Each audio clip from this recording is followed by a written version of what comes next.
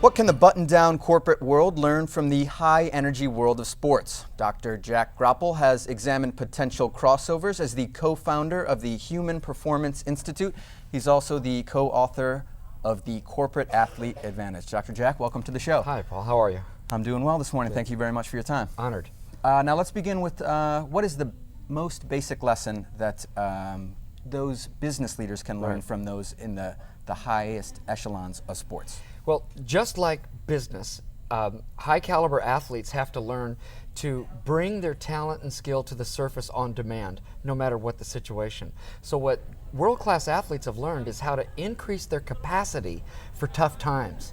And this is exactly the lessons that corporate athletes can learn as well. Well, maybe an advantage that real athletes have versus corporate athletes is that for the 2 or 3 hours of competition, the sports match, the game that we see on TV, there's hours of preparation and practice that goes into that. That's right.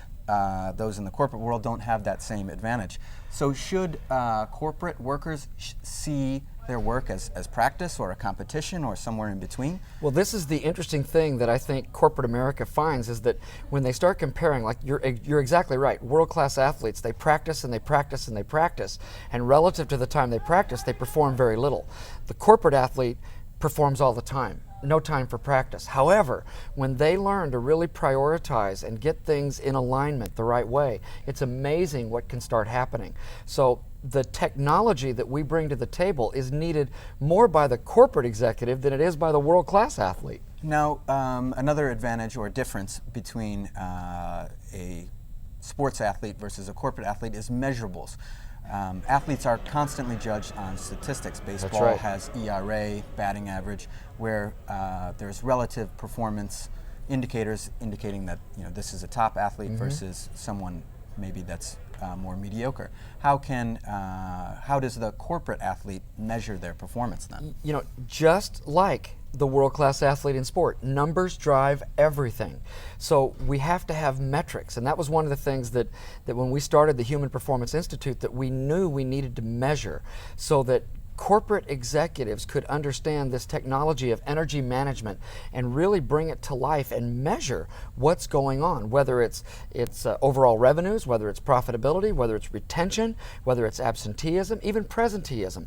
All these things can be measured around energy management. Now, energy management, what are you talking about? Are you talking about power being used in a building, or what precisely do you mean by that? No, it's a great question, because in all the lessons over 30 years that we learned from sport that we apply to the fields of business, medicine, law enforcement, we work with many of the FBI agents out of Quantico and New York Central Command, and when you start applying it to the high stress arena of business, the metrics are 4 dimensions. There's physical energy, there's emotional energy, mental and spiritual energy. Physically, do you have enough energy to withstand? Most people are tired at the end of the day. Science even shows that. Emotionally, people in business access survival emotions of impatience rather than opportunistic, like optimism. We multitask like mad in the mental dimension.